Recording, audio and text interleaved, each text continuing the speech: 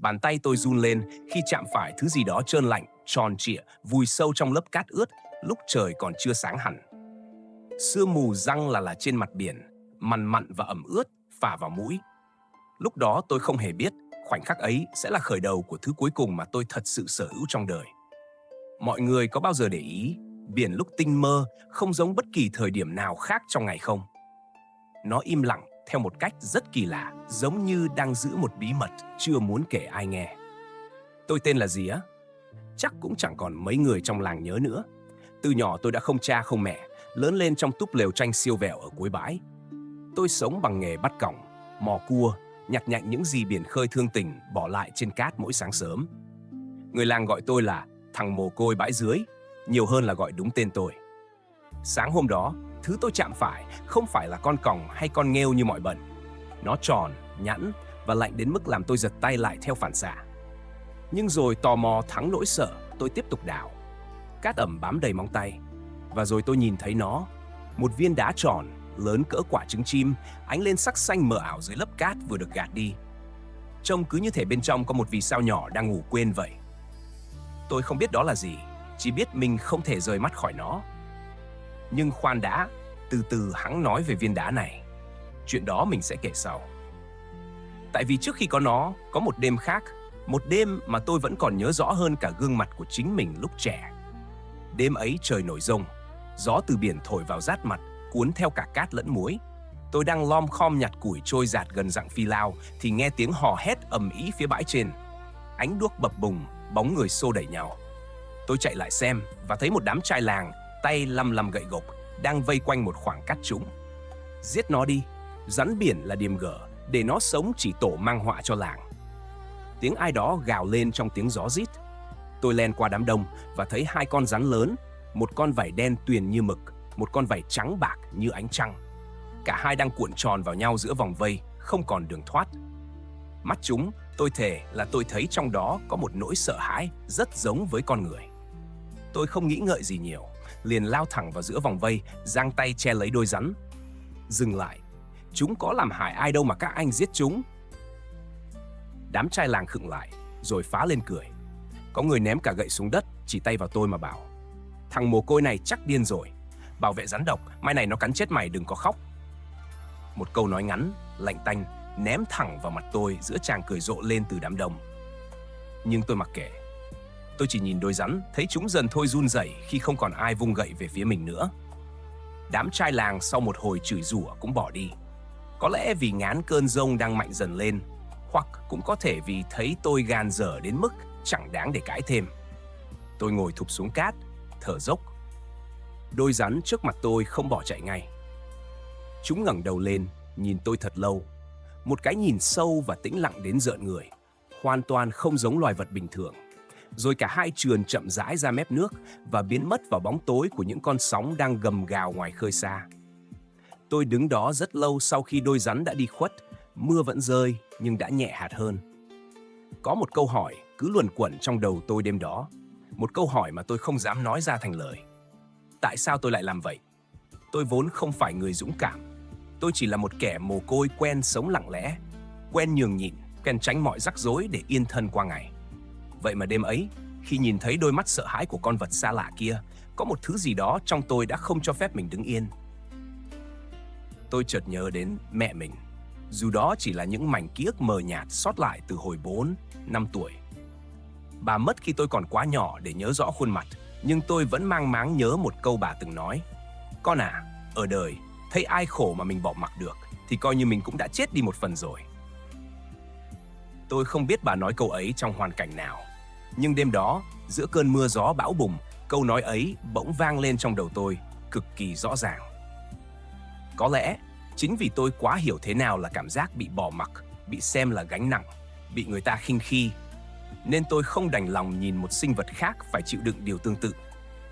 Dù đó chỉ là hai con rắn trôi dạt vào bờ, tôi ngồi đó một mình giữa màn mưa ướt sũng. Tay chân run lên không phải vì lạnh. Có một cảm giác rất lạ trong lòng tôi lúc đó. Không hẳn là sợ hãi, cũng không phải tự hào. Nó giống như việc mình vừa làm một hành động mà chính mình cũng chưa hiểu hết ý nghĩa của nó vậy. Vài đêm sau, khi tôi gần như đã quên biến câu chuyện đó đi, thì có tiếng gõ cửa lều. Cộc, Giữa đêm khuya khoắt, chẳng ai lại đi thăm một kẻ mồ côi bao giờ. Tôi run rẩy vén tấm liếp cửa và thấy một ông lão đang đứng đó. Ông mặc áo bào màu xanh rêu cũ kỹ, tóc bạc trắng xõa ngang vai. Đôi mắt ông sáng như có ánh nước phản chiếu, dù đêm đó trời không hề có trăng. Ta đến để cảm tạ ơn cứu mạng của con ta, ông lão nói, giọng trầm và vang lạ thường, nghe như tiếng sóng vọng về từ nơi rất xa. Tôi lắp bắp không hiểu chuyện gì. Ông lão chỉ mỉm cười, đưa tay ra. Đi theo ta, có nơi này con cần thấy.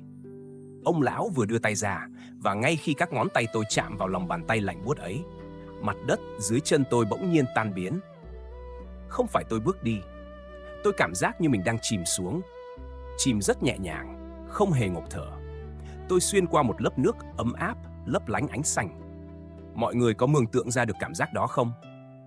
Cứ như cả đại dương đang giang tay ôm lấy mình, dịu dàng đưa mình xuống một nơi mà con người chưa từng được phép đặt chân tới. Và rồi, tôi thấy nó. Một tòa cung điện nguy nga dựng lên ngay giữa lòng biển sâu.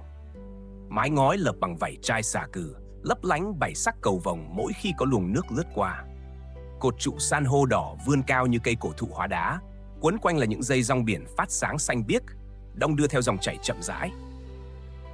Ngọc trai lớn nhỏ nằm rải rác khắp nền, không phải để trang trí, mà như thể chúng mọc lên từ chính lòng đất, tự nhiên như cỏ mọc trên bờ vậy.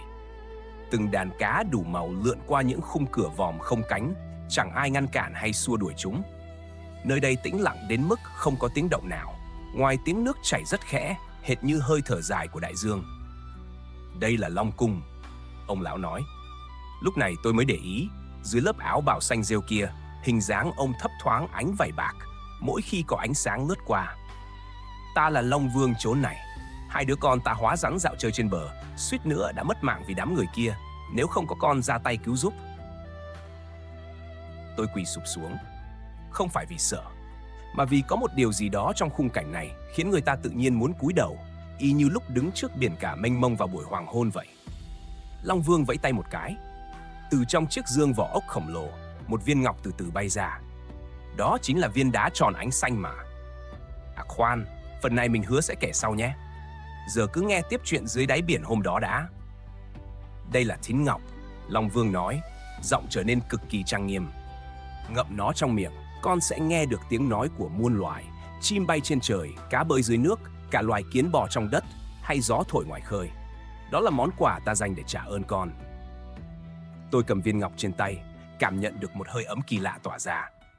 Cứ như thể bên trong nó có một nhịp đập rất khẽ, đều đặn hệt như một trái tim đang ngủ vùi. Xin hỏi, tôi rụt rè lên tiếng, vì sao ngài lại chọn con? Con chỉ là một kẻ mồ côi nghèo hèn, chẳng có công trạng gì to tát để nhận một báu vật lớn lao thế này. Long Vương nhìn tôi thật lâu, ánh mắt dịu lại một chút. Con hỏi vậy là con chưa hiểu hết ý nghĩa việc mình làm. Đêm ấy, không chỉ có hai đứa con ta được cứu, con cứu chúng khi không hề có chút lợi lộc nào cho bản thân, khi cả làng quay lưng lại và khi chính con cũng có thể mất mạng. Ta sống ngàn năm dưới đáy biển này và ta hiểu, lòng tốt có tính toán thì rất dễ tìm. Nhưng lòng tốt xuất phát từ bản năng, không màng thiệt hơn, thứ đó hiếm lắm. Tôi cúi đầu, không biết phải đáp lại thế nào. Long Vương tiếp lời, giọng trầm hẳn xuống. Nhưng hãy nhớ lấy, một món quà lớn luôn đi kèm với cái giá tương xứng. Ngọc này không phải để con khoe khoang, cũng không phải để con dùng đổi lấy sự nể trọng của người đời. Nếu con dùng nó vì mục đích ấy, con sẽ mất nó vĩnh viễn, sớm hay muộn. Câu nói đó, lúc ấy tôi nghe cứ nghĩ chỉ là một lời gian dạy bình thường. Tôi đâu thể ngờ, đó chính là lời tiên đoán chính xác nhất cho những gì sắp sửa ập đến với cuộc đời mình. Tôi run run đưa tay nhận lấy, nhưng Long Vương chưa buông tay ra ngay. Ánh mắt ông chợt tối lại, nghiêm khắc đến mức tôi phải rùng mình. Tuyệt đối không được để bất kỳ ai biết ngọc này từ đâu mà có. Nếu con hé răng nửa lời về Long Cung, về ta, về nguồn gốc của phép màu này, ngọc sẽ rời khỏi con mãi mãi, không còn cách nào lấy lại được đâu. Con xin ghi nhớ, tôi nói, cổ họng nghẹn lại vì xen lẫn cả sự biết ơn và sợ hãi. Mọi người biết đấy, có những lời dặn dò mà lúc nghe, mình luôn đinh ninh là sẽ không bao giờ quên. Nhưng ở đời, mấy ai giữ được lời hứa ấy đến cùng cơ chứ? Tôi được đưa trở lại bãi biển vào đúng lúc trời vừa hửng sáng. Ống tay áo còn ướt sũng, nhưng tuyệt nhiên không một hạt cát nào dính trên người. Cứ như cả chuyến đi vừa rồi chỉ là một giấc mơ vậy. Bằng Chứng duy nhất cho thấy nó có thật chính là viên ngọc đang nằm gọn lỏn trong lòng bàn tay tôi. Và đó chính là viên đá mình đã đào lên từ cát ướt lúc ban sáng, thứ mà mình kể với các bạn ngay từ đầu video. Mọi người đã hiểu nguyên do rồi chứ? Nó không phải là hòn đá trôi giạt bình thường, nó là một món quà và cũng là một lời nguyền.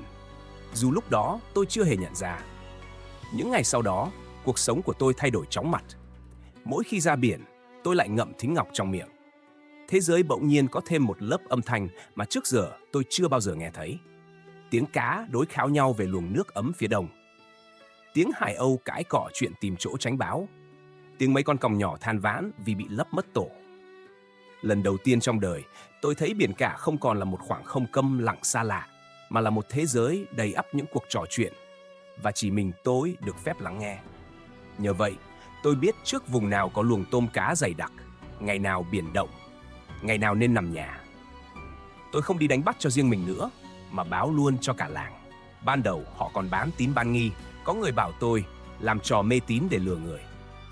Nhưng khi 3 trận bão liên tiếp được tôi báo trước chính xác đến từng ngày, khi những mẻ lưới đầy ắp cá tôm kéo lên y như lời tôi dặn, sự nghi ngờ dần nhường chỗ cho một thứ khác. Đó là sự nể trọng. Người ta không còn gọi tôi là thằng mồ côi bãi dưới nữa. Họ gọi tôi là cậu Sinh, đúng cái tên của tôi. Cái tên mà suốt bao năm qua chẳng ai thèm nhớ tới. Vài cụ già trong làng còn đồn đoán, biết đâu tôi là người được thần biển độ chỉ.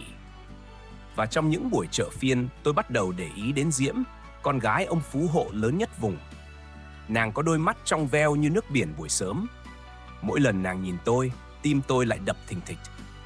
Trước kia, một kẻ mồ côi như tôi đâu bao giờ dám ngẩng mặt nhìn thẳng vào một tiểu thư nhà giàu. Nhưng giờ thì khác rồi. Giờ tôi đã là người được cả làng kính nể. Các bạn có đoán được cái gì đang lớn dần trong lòng tôi lúc đó không? Chính xác. Đó là một cảm giác rất con người, rất dễ hiểu, nhưng cũng cực kỳ nguy hiểm. Tôi bắt đầu khao khát được công nhận. Không chỉ là tin tưởng, mà tôi muốn được ngưỡng mộ cơ. Tôi muốn những kẻ từng cười nhạo mình trong đêm mưa bão năm xưa, giờ phải nhìn mình bằng một ánh mắt hoàn toàn khác. Và tôi đã không hề nhận ra chính cái lòng tham vô hình ấy đang âm thầm đào một cái hố ngay dưới chân mình.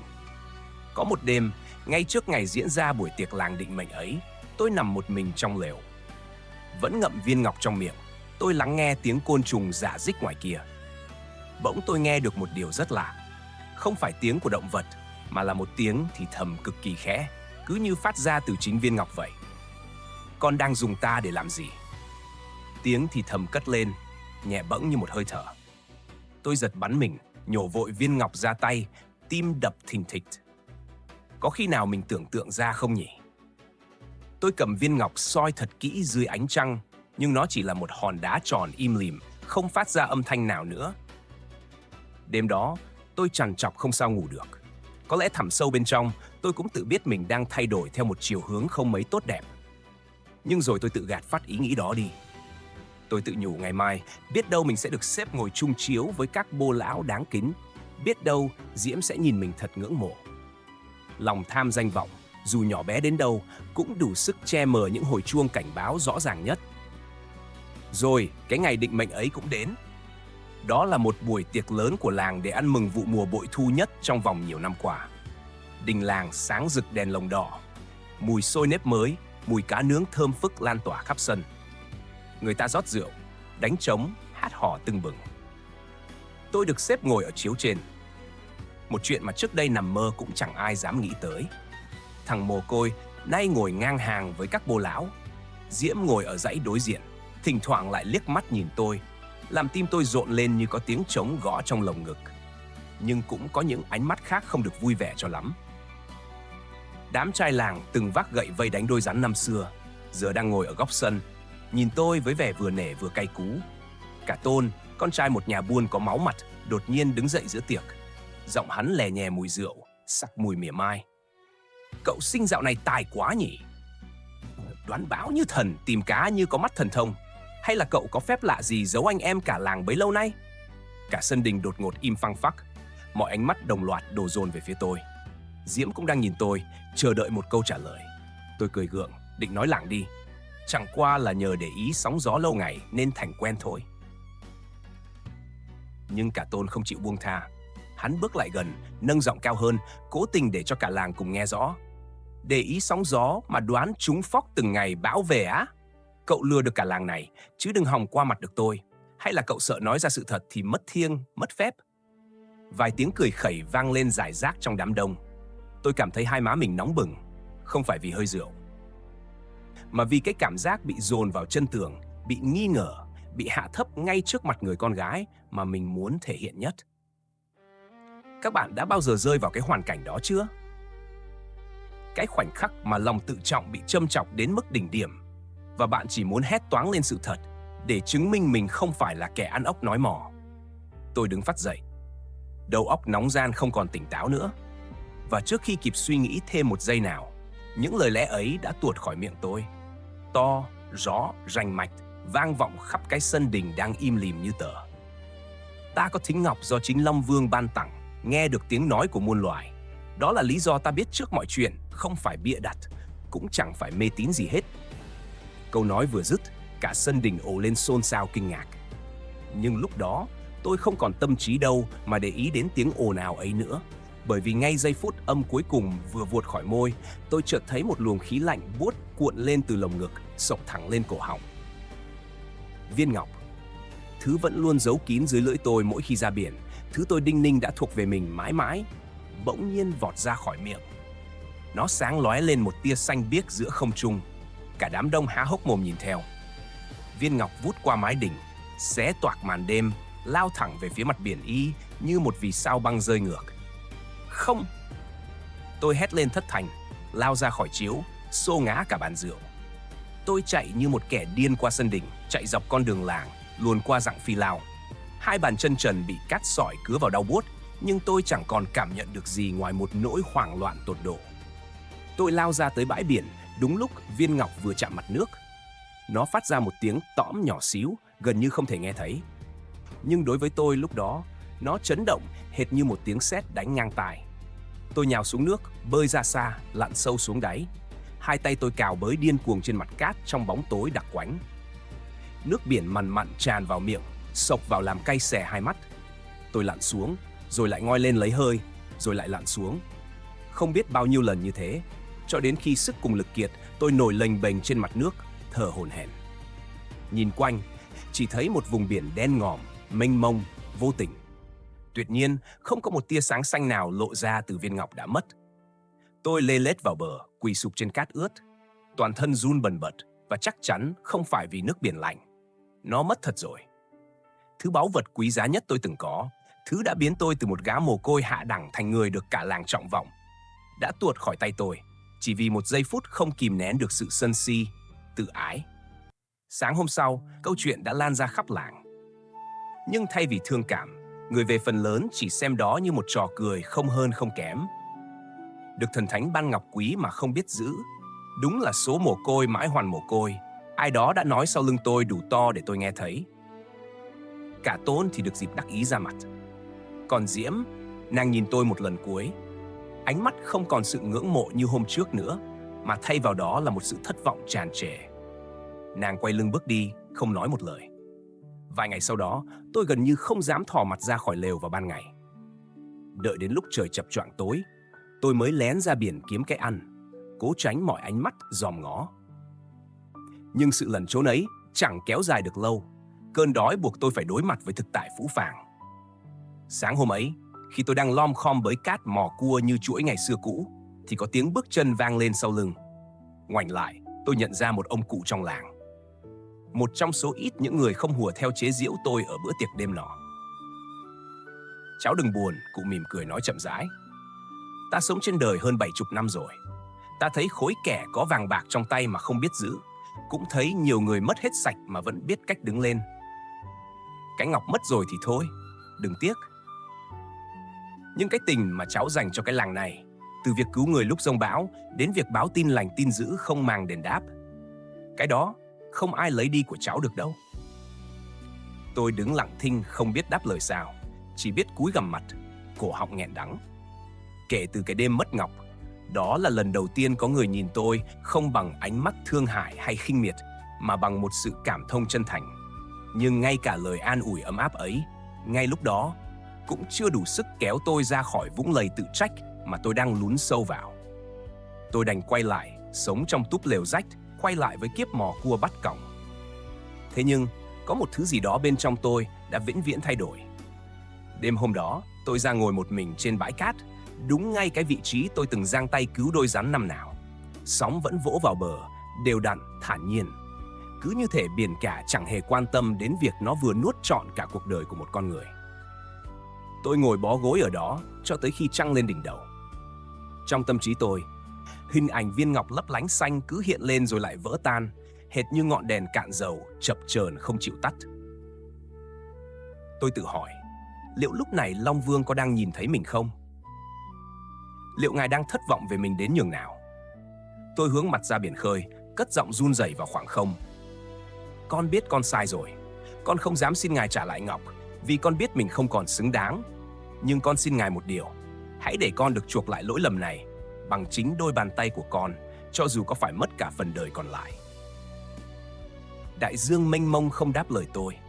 Chỉ có tiếng sóng rạc rào như nhịp thở của một gã khổng lồ đang say giấc. Nhưng kỳ lạ thay, giữa không gian im ắng ấy, tôi lại thấy cõi lòng mình nhẹ bẫng. Lời thú nhận đó, dẫu chẳng có ai nghe thấu, có lẽ cũng đã là bước chân đầu tiên trên hành trình chuộc lỗi của tôi rồi. Tôi vươn tay xuống mặt đất, xúc một vốc cát ướt sũng, cát từ từ chảy qua các kẽ ngón tay, từng hạt lả tả rơi về vị trí cũ. Tôi nhìn chằm chằm vốc cát trên tay rất lâu. Rồi tôi lẩm bẩm, không phải nói với ai khác mà nói với chính bản thân mình, và nói cho biển cả đang lặng lẽ lắng nghe kia, ta sẽ tìm lại nó. Cho dù có phải xe từng hạt cát trên cái bãi biển này, ta cũng sẽ tìm cho bằng được. Mọi người nghe xong chắc nghĩ mình điên rồi đúng không? Có lẽ ai rơi vào hoàn cảnh đó cũng sẽ nghĩ vậy thôi. Nhưng có những nỗi mất mát, một khi đã khắc sâu, người ta không thể nào vờ như mình chưa từng trải qua được nữa. Nếu mọi người thích những câu chuyện mang đậm màu sắc dân gian như thế này, nhớ nhấn đăng ký kênh Làng Cổ Tích để không bỏ lỡ video mới mỗi tuần nhé. Và đừng quên bình luận bên dưới cho mình biết thứ quý giá nhất mà các bạn từng vô tình đánh mất chỉ vì một phút bốc đồng là gì. Ngay sáng hôm sau, khi mặt trời vừa hé tia nắng đầu tiên, tôi đã bắt đầu công việc mà tôi sẽ gắn bó cho đến những ngày cuối đời. Tôi vốc lên một nắm cát ướt, tỉ mẩn vo tròn nó trong lòng bàn tay thành một viên nhỏ. Xong tôi thả nó xuống sát mép nước, mặc cho sóng biển cuốn đi. Tôi nuôi một tia hy vọng mỏng manh rằng nếu viên ngọc có lẩn khuất đâu đó dưới lớp cát dày này, thì việc lăn từng viên cát ra biển sẽ giúp nó lộ diện. Người làng đi làm ngang qua, thấy tôi ngồi lom khom trên bãi, cứ mải miết vo hết viên cát này đến viên cát khác. Họ chỉ biết lắc đầu cười. Thằng mồ côi nó hóa điên thật rồi, họ to nhỏ với nhau. Vài đứa trẻ con nghịch ngợm còn chạy tới ném cát trêu chọc tôi làm trò vui. Mặc kệ tất cả, tôi cứ ngồi lì ở đó từ tờ mờ sáng cho đến khi nhọ mặt người. Ngày này nối tiếp ngày khác. Mùa xuân đi qua, mùa hạ tới, rồi gió đông lại tràn về. Thời gian cứ thế trôi vùn vụt trên bãi cát ven bờ. Mái tóc tôi bắt đầu điểm bạc. Tấm lưng thẳng tắp ngày nào dần còng gập xuống. Kết quả của hàng vạn lần cúi rạp người vốc cát, vo tròn rồi thả xuống nước. Đôi bàn tay từng chai sạn nhưng khỏe khoắn của một chàng thanh niên vạm vỡ, nay nhăn nheo, nứt nẻ tứa máu. Vỏ sò, vỏ ốc lẫn trong cát liên tục cứa vào tay, nhưng tôi đã chai lì đến mức chẳng còn cảm thấy đau đớn nữa. Người làng từ chỗ chế giễu bỡn cợt, lâu dần cũng thay đổi thái độ.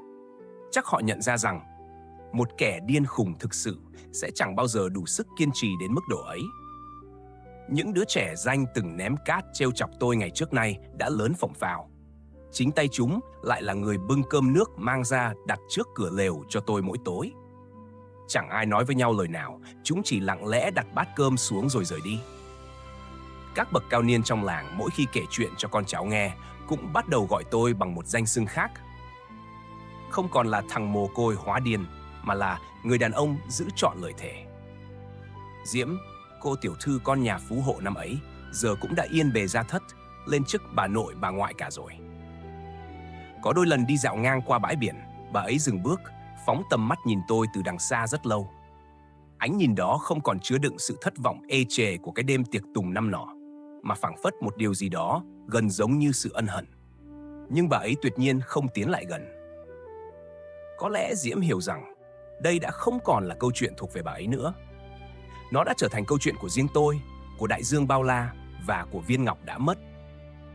Nhiều lúc tôi cũng tự hỏi, điều gì có thể tiếp thêm sức mạnh cho một con người, khiến họ dốc cạn sức lực theo đuổi một việc mà tự đáy lòng họ cũng biết là gần như vô vọng.